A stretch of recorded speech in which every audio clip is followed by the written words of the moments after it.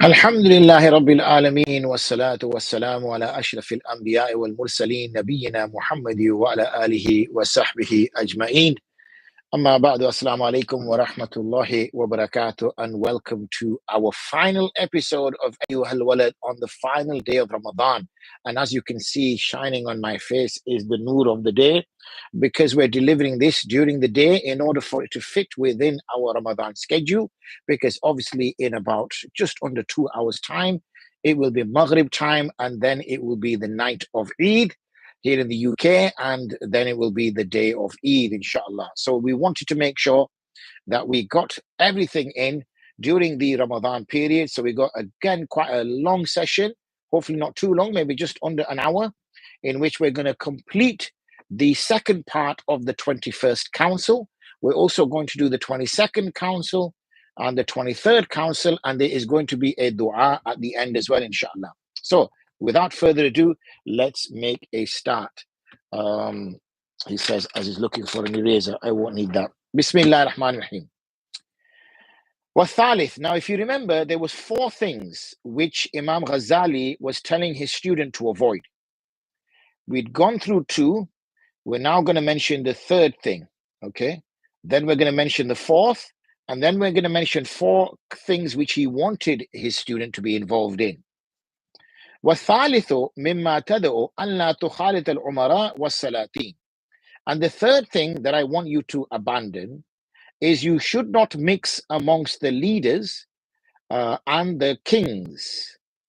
وَلَا تَرَاهُمْ. Okay? And nor see them. Never mind mix with them. Don't even see them. لأن رؤيتهم ومجالستهم ومخالطتهم آفة عظيمة. Because seeing them and sitting in their gatherings and their company and mixing with them is a great afa, yani danger. وَلَوْ ابْتُلِيتَ بِهَا. If you are tested by this, if you are put to test, meaning you have no choice, but you have been given a post or a position, which means that you have to engage with them, دَعَنْكَ مَدْحَهُمْ, then you should avoid praising them, وَثَنَاءُهُمْ, and complimenting them. لِأَنَّ اللَّهَ تَعَالَى, because Allah subhanahu wa ta'ala يَغْضَبُ, becomes angry إِذَا مُدِحَ الْفَاسِقُ وَالظَّالِمُ, when a fasiq or a zalim is praised. وَمَنْ دَعَا لِطُولِ بَقَائِهِمْ فَقَدْ أَحَبَّ أَن يُؤْتَ اللَّهَ فِي أَرْضِهِ. And that person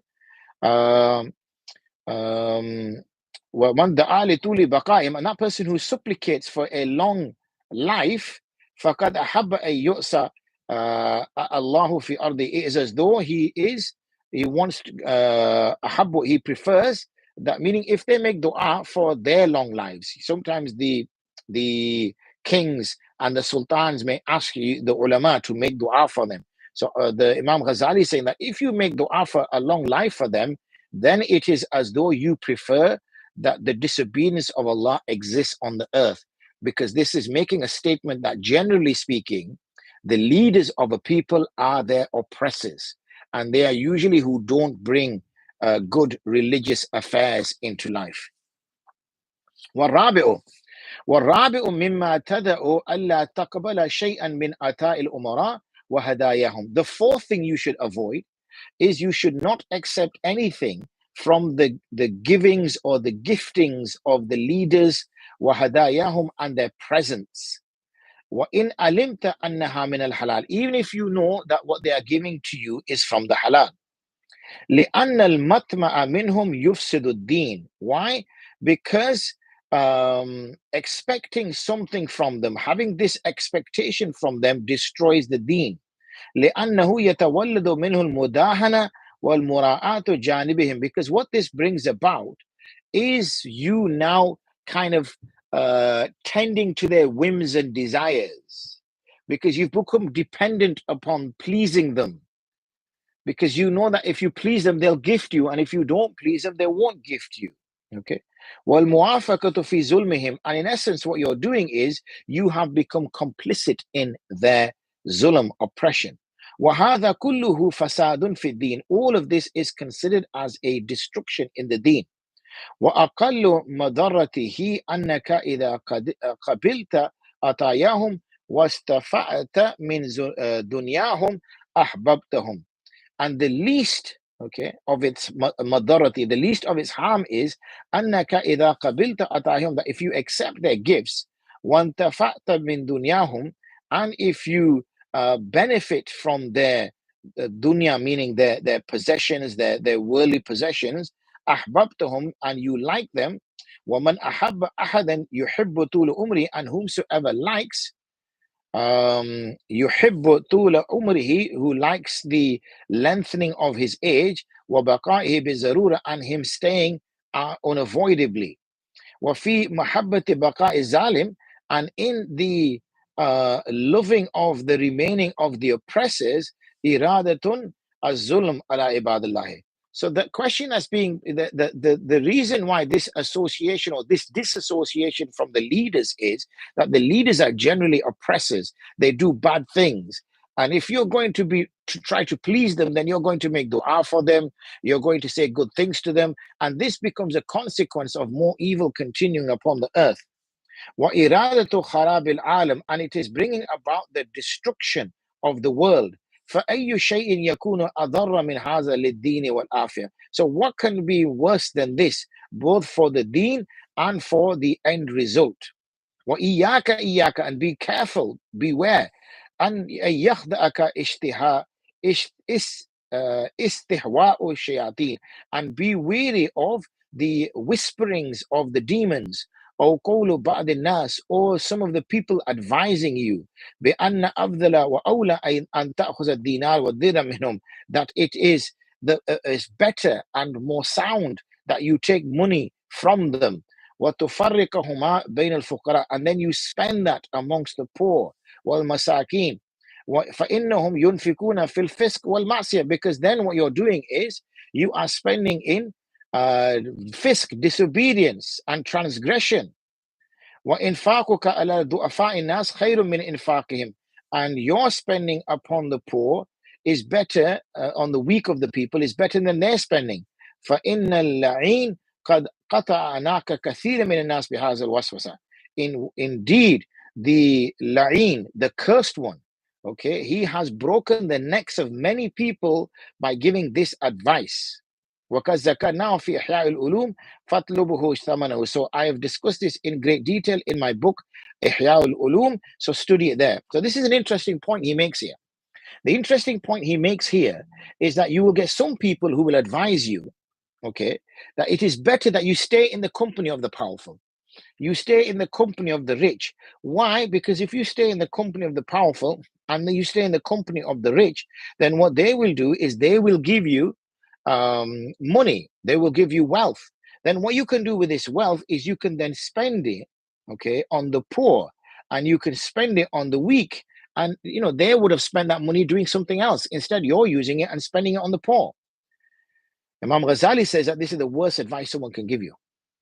This is the worst advice someone can give you. So we can explore this a little bit, because many people will say, look, it's better to change the system from within rather than be outside the system. That's not the advice Imam Ghazali is giving. Imam Ghazali is saying that if you are within the system, then you are part of the system. And by you being in the system, you are supporting the system. And it is better for you not to be involved in the system at all and stay well out of the system, even if on the face of it, it looks as though you are not benefiting or you could use that in a beneficial way. And he says, I've explained this in more detail in my book, Ihya'ul Ulum, which is revival of the sciences. Fatlubuhu thamatahu. So thamata. So go study it there. I'm only just going to hint at it today. I'm only going to point it out to you. وَأَمَّا الْأَرْبَعَةُ الَّتِي يَنْبَغِي لَكَ أَن تَفْعَلَهَا. And as for the 4 that I want you to do, because so far he's mentioned the 4 that he wants a student to avoid. As for the 4 that I want you to do, فالأول, the first one is أن تجعل معاملتك مع الله تعالى بحيث لو عامل معك بها عبدك ترضى بها منه. That you should make your engagement, okay, with Allah subhanahu wa ta'ala in the same way as though if somebody was, abduka, if your servant was looking after you, and you would be pleased with. وَلَا يَدِيكُ خَاطِرُكَ عَلَيْهِ وَلَا تَغْضَبْ. And you wouldn't be frustrated at him, and nor would you be angry.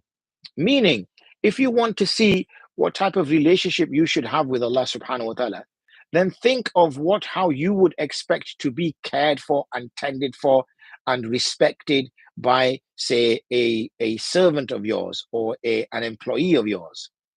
And if you would be pleased by this type of behavior, then that is the type of behavior you should reciprocate towards Allah subhanahu wa ta'ala. والذي لا ترضى لنفسك من عبدك المجازي فلا ترضى أيضا لله تعالى وهو سيدك الحقيقي.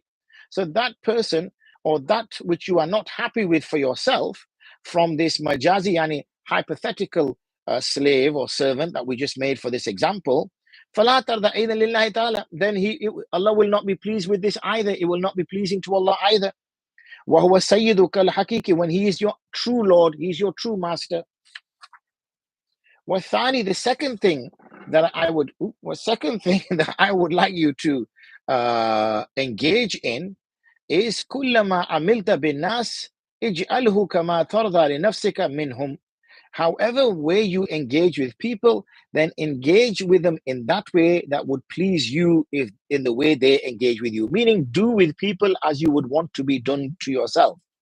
لأنه لا يكمل إيمان عبد حتى يحب لسائر الناس ما يحب لنفسه. Because indeed, a person's iman is not complete until he loves for the rest of the people what he loves for himself. Meaning, reciprocate the behavior that you want to come back to you. Now, it might be that that behavior may not immediately come back to you.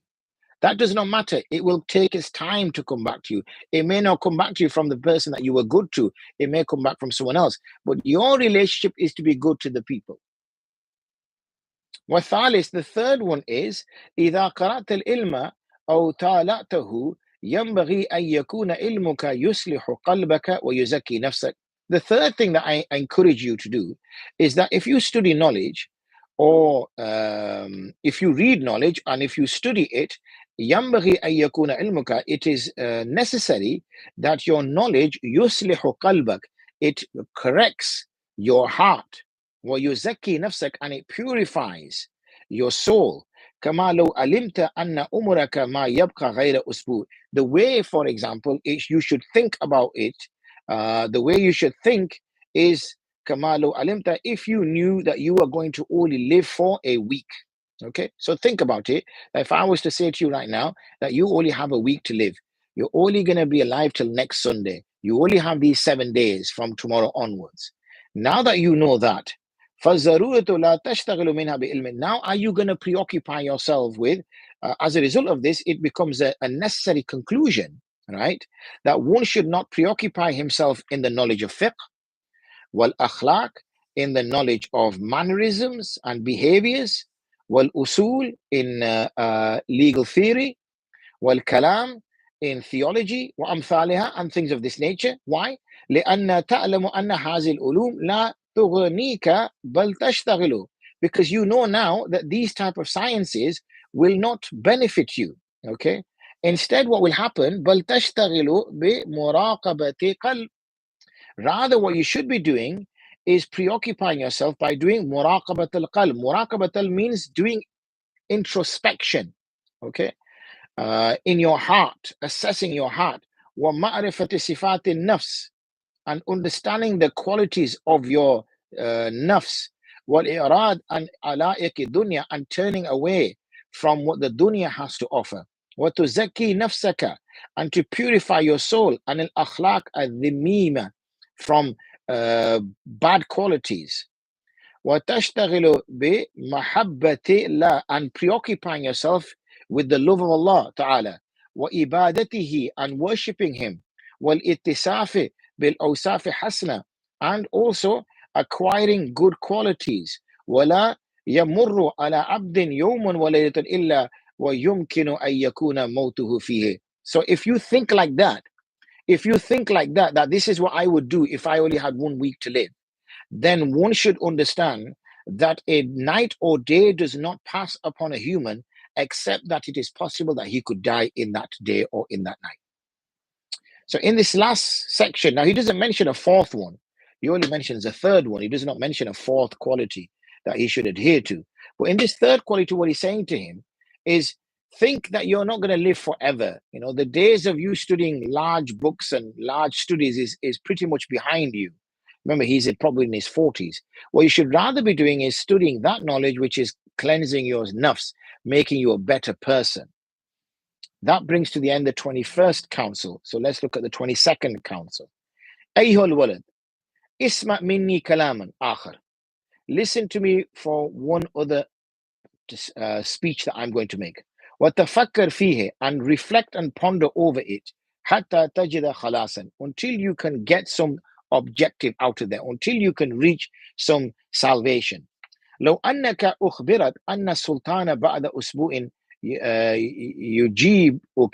يجيئك زائرا, if you were told, لو أنك أخبرت, if you were informed that a sultan, he was going to come to visit you after 1 week. فأنا أعلم أنك في تلك المدة لا تشتغل إلا بإصلاح. I know that as soon as you were told about this, you would immediately start to become busy in what? بإصلاح ما علمت أن نزل السلطان, in fixing everything the sultan is going to see. So يقع عليه من الثياب, whether that be your clothes or the clothes in the house, whether that be your body, whether that be the dar, the house, والفراش, whether that be the furnishings, وغيرها, or anything else for that matter. والآن تفكر إلى ما أشرت به فإنك فهم. So now reflect over what I've indicated towards. For indeed you are a clever man, you are intelligent. Okay. والكلام الفرض, and a single statement, يكفي الكيس, should suffice the intelligent person. You don't need to speak at great lengths. For somebody who's bright, for somebody who's intelligent, they will pick it up. قال رسول الله صلى الله عليه وسلم, the Prophet عليه الصلاة والسلام said, إن الله لا ينظر إلى صوركم, Allah subhanahu wa ta'ala does not look at your bodily forms, ولا إلى أعمالكم, nor towards your actions or your deeds, ولكن rather ينظر إلى قلوبكم, he looks towards your hearts, ونياتكم, and he looks towards your intentions. وإن أردت علم الأحوال القلب فانظر إلى الإحياء. If you want to understand the states of the heart, if you want to know the science and the states of the hearts, then read my book al-Ihya and other books that I've written min musannafati. وهذا العلم فرض عين, because that knowledge is فرض عين. Knowing the states of the heart is compulsory upon every single person. وغيره فرض كفاية, and any other knowledge other than that is considered as فرض كفاية, meaning as long as there are certain people within the community studying it, then that should be suffice, like the ulama.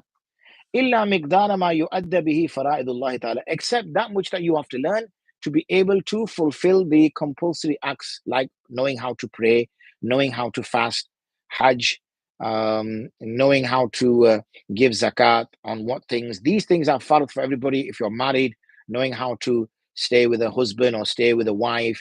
If you're a child, knowing how to respect your parents. Those things which are necessary for you depending on where you are.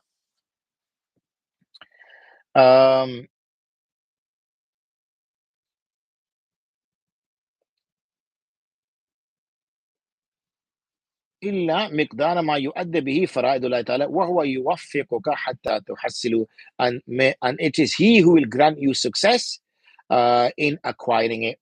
والرابع, okay, so this is the fourth one now. So the fourth one has come in at instead of coming at the end of the 21st counsel, it's come at the end of the 22nd counsel. So we connect this back to that last counsel. ألا تجمع من الدنيا أكثر من كفاية سنة, that you do not keep and store from the worldly things more than a year's worth of supply. كما كان رسول الله صلى الله عليه وسلم, like the way the Prophet عليه الصلاة والسلام used to do. يعد ذلك لبعض حجراته, he used to do this for some of his wives. Okay. وقال, and he would say, ألم اجعل قوت آل محمد كفافا, oh Allah, make the provisions of the family of Muhammad sufficient. ولم يكن يعد ذلك لكل حجراته, but he did not do this for all of his wives. بل كان يعده لمن علم أن في قلبها ضعفا, he only did for those wives he knew that they had weakness in their hearts. Okay. وأما من كانت صاحبة يقين, as for those wives who had strong yaqeen, فما كان يعد لها أكثر من قوت يوم أو نصف, he would only leave a day's worth or half a day's worth of provision for her. Next, we move on to the last one, And in this one, we will have the dua. So make your dua as well. أيها الولد إني كتبت في هذا الفصل ملتمساتك فينبغي لك أن تأمل بها ولا تنساني منه ولا تنساني فيه من أن تذكرني في صالح دعائك. O my young disciple, إني كتبت في هذا الفصل. Indeed, I've written in this book, this fasl, this text, ملتمساتك, something that you can hold on to. فينبغي لك أن تأمل بها. So it is appropriate for you to act upon this. And in the meantime, do not forget me in mentioning me in your du'as. Okay. Yani don't forget me in this and mentioning me in your du'as. وأما الدعاء, as for the dua الذي سألت مني, that I asked from you, this is the dua that I asked from you. فاطلبه من دعوات الصحة. I found it in the sound narrations. Okay. وأقرأ هذا الدعاء, and recite this particular dua في جميع أوقاتك, in all of your times, خصوصا أعقاب صلواتك, especially at the end of your compulsory prayers. And this is the dua that he taught him. He says, Allahumma inni as'aluka min al-ni'ma tamamaha. Oh Allah, I ask for favor in its completion. Wa min al-ismati dawamaha, and from protection, its completeness, its perpetualness. Wa min al-rahma shumulaha, and from mercy in its totality. Wa min al-afiyati khusulaha, and also from well-being, it occurring. Wa min al-aishi arghada, and for a life which is plentiful. ومن العمر أسعد, and from a life which is fortunate. ومن الإحسان أتم,